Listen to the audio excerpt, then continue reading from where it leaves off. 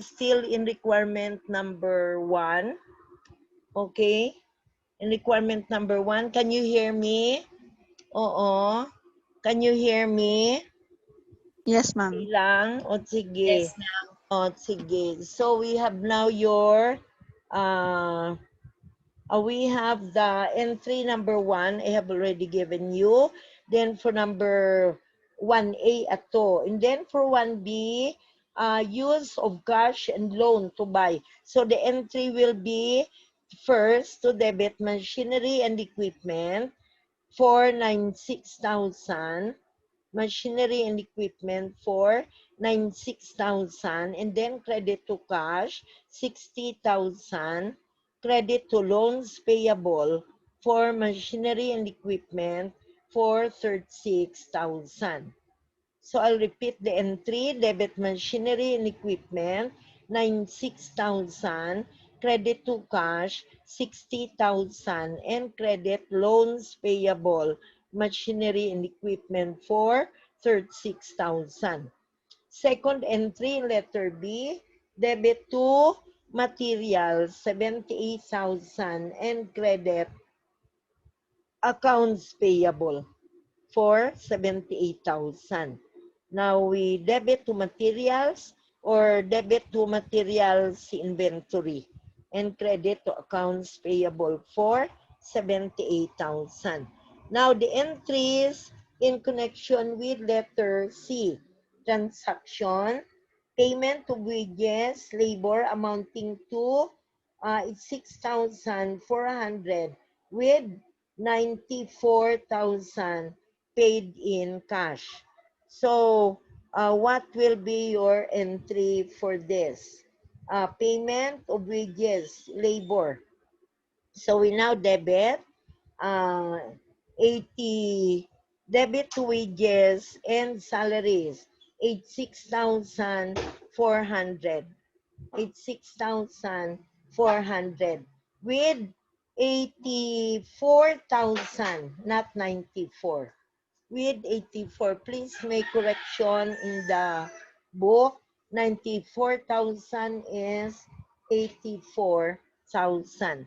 So I'll repeat the entry: debit wages and salaries 86,400, credit to cash 84,000, and credit accrued payroll 2,400. Credit accrued payroll 2,400. Now this is for labor cost. Next, letter D. Loans from the bank, debit cash 72,000, and credit bank loans payable. And credit bank loans payable. Next, letter E, repayment of loan, machinery and equipment 12,000, raw materials amounting to 50,400, and other factory expenses 156,000. So your letter E entry, debit to loan payable for machinery and equipment, credit cash for 12,000. Debit, loan accounts, no, loan payable, machinery and equipment for 12,000, and credit to cash. Take note that in letter B, our entry number 1 was a credit to loans payable. For credit there was 36,000. Now we are paying a partial amount of 12,000. So for letter E entry number 1, debit loan payable, machinery and equipment 12,000, and credit to cash 12,000. The second entry is to debit accounts payable 50,400, and to credit cash. Debit to accounts payable 50,400, and to credit cash. Payment to trade creditors. Payment to trade creditors. And the entry to number 3 is for other factory expenses. So we now debit to factory overhead control, for 156,000 and you credit to cash. Debit to factory overhead control and credit to cash. So payment of factory expenses. If you can recall in cost accounting, we use the account factory overhead control as a debit when we record actual factory overhead cost. So for actual factory overhead cost, because for the estimated, we are going to credit applied factory overhead. So this time our debit is for entry in letter E, number 3, debit to factory overhead control, 156,000 and credit to cash. Next, entry letter F, depreciation of machinery and equipment, 9,600. We debit to factory overhead control for depreciation, 9,600. 9,600 and to credit accumulated depreciation for your depreciation of machinery and equipment. Again, it is an actual factory overhead cost. So we debit to factory overhead control. Next, the next transaction in letter G, transfer of materials, labor and overhead to work in process. Payroll, 86,400. Materials, 57,600. Factory overhead, 156,000. And depreciation of 9,600. So we now debit to work in process, blank, no? Debit to work in process, blank, and then we credit to wages and salaries, We have debited this amount for 86,400. So we have debited this account for 86,400. Now we have to credit wages and salaries. Then we have to credit materials in the amount of 57,600. Materials credit for 57,600. Credit factory overhead control, we debited for 156,000. So maybe we can just label this, let's say 156,000. We have various factory overhead control items. So credit back factory overhead control, various items. Credit 156,000 and credit factory overhead control depreciation for 9,600. So we credit to wages and salaries, it's 6,400. Credit materials, 57,600. Credit factory overhead control, various 106,000. Credit factory overhead control depreciation 9,600. So we now record your allocation of cost to work in process. Allocation of cost to work in process. Now you get the total of the credits. How much is the total? How much is the total? Okay? Get the total, how much? 109,600, ma'am. 300. Pila? 9,600. Okay, so debit to 300, work 9,600. in process for 309,600.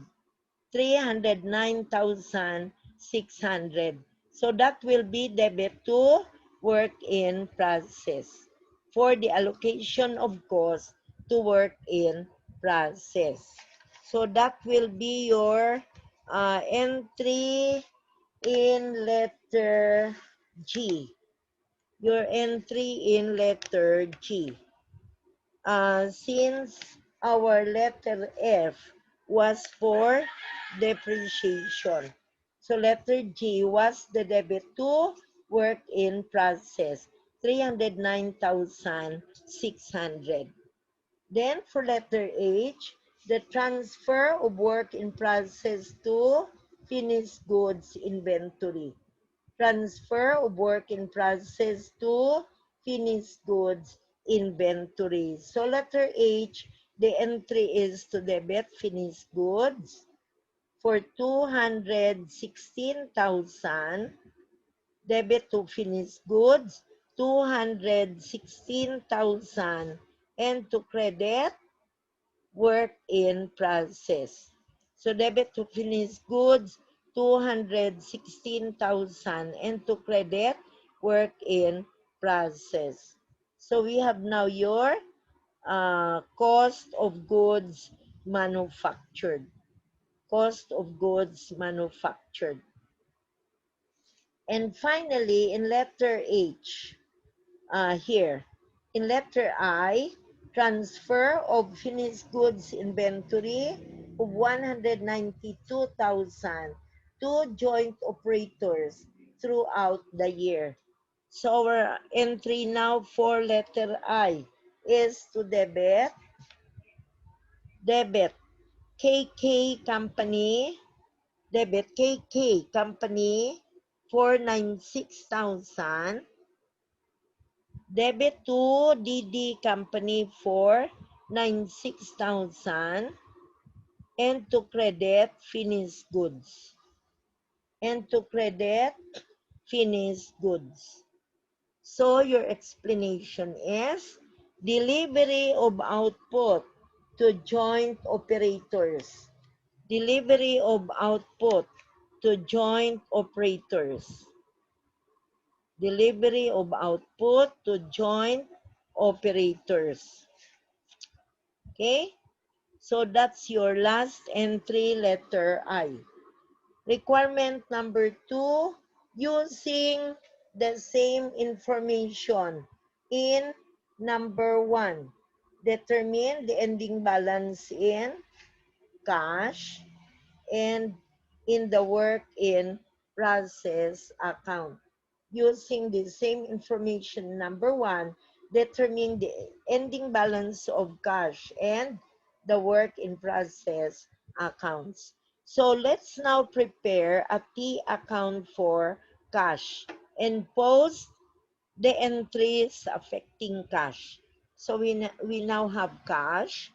Okay, we debit cash for entry letter A. Debit cash for entry in letter A, 360,000. Debit letter A, debit cash, 360,000. Next, we also debit B. Debit B, no? For cash, we have a credit, a credit for 60,000. That's in entry B. Okay. So debit A cash 360,000, credit B, credit to cash for 60,000.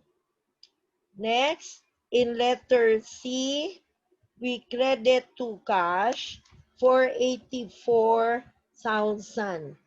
we credit to cash in C for 84,000. In D, we debit to cash for the loan for 60,000, a loan from bank. How much is the loan from bank? We now have the loan from bank in letter D in the amount of 72,000. So 72,000, that's your bank loan. Okay na? Letter D. What else?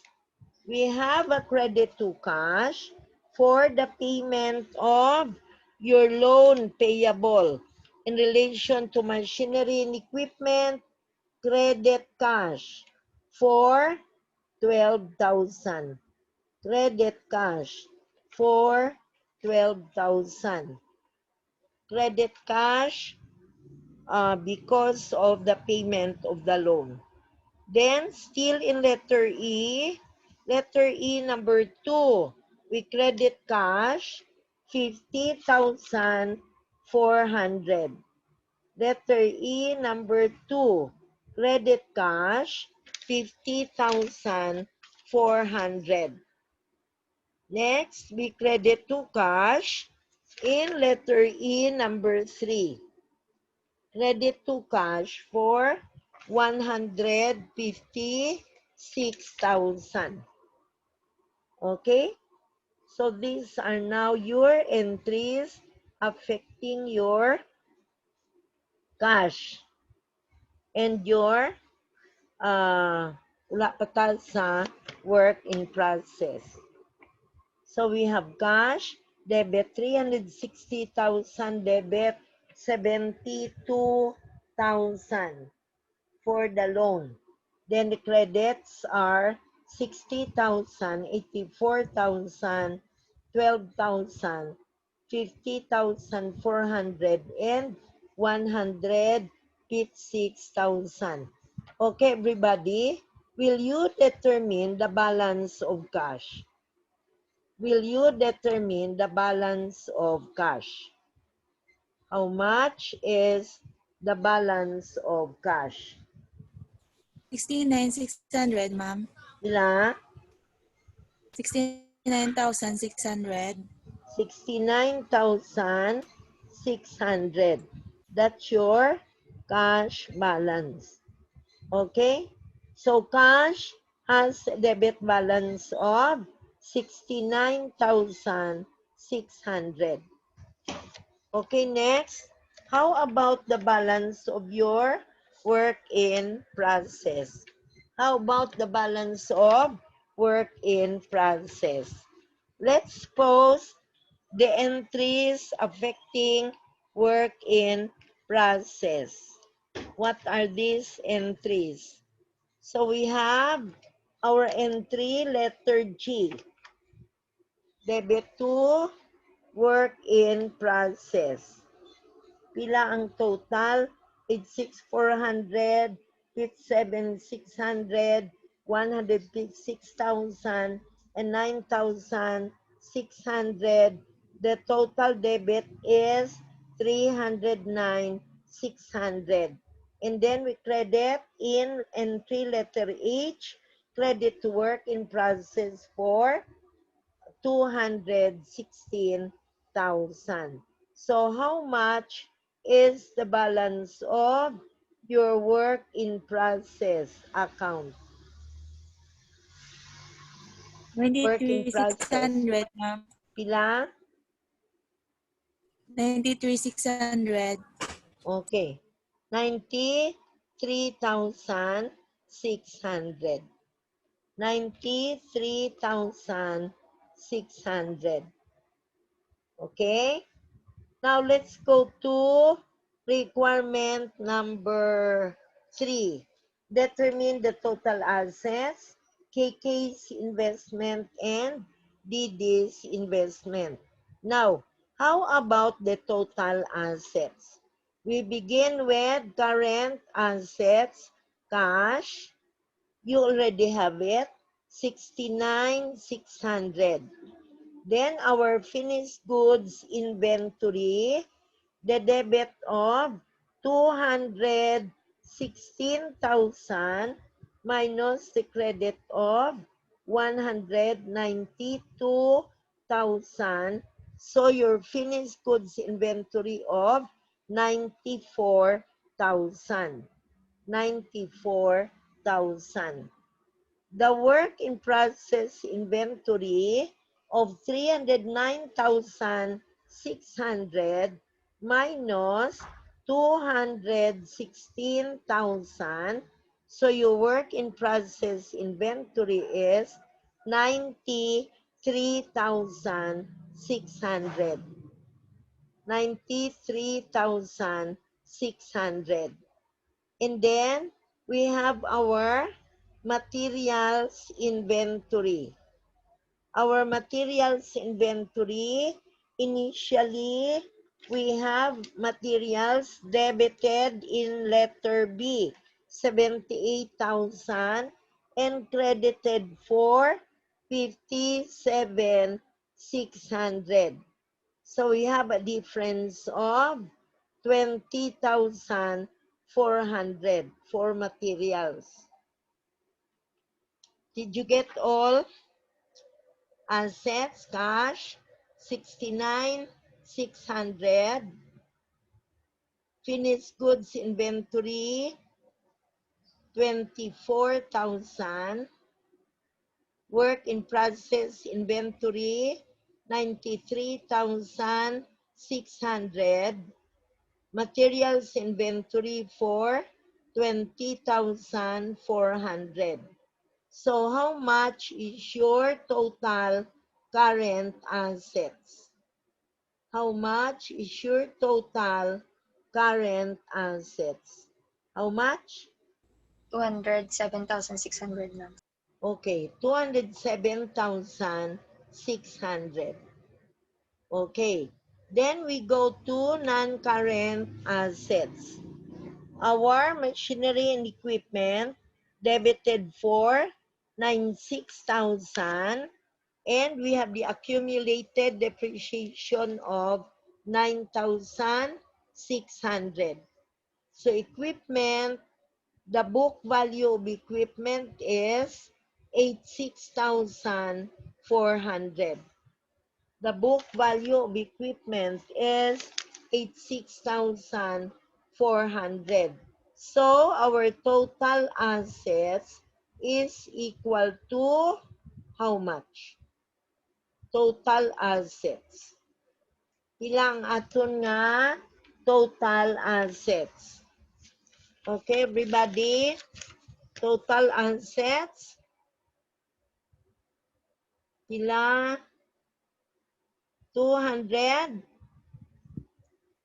Pila na aton total assets? Okay, everybody, please add total assets. Pila? 294,000. Okay, 294,000. Okay, now you go to your liabilities. Begin with current liabilities. You still have your accrued salaries, accrued payroll. You have a credit of 2,400. Accrued payroll, credit for 2,400. Accounts payable. How much is the balance of accounts payable? 27,600. 27,600. So the total of your accounts payable and accrued payroll is 30,000. 30,000. Next, we have the bank loan payable. There is no payment on this. So the bank loan payable that was in entry letter D is 72,000. Bank loan payable, 72,000. And we have the loan payable on machinery and equipment, 36,000, but there was a payment of 12. So, you have your loan payable, machinery and equipment, balance of 24,000.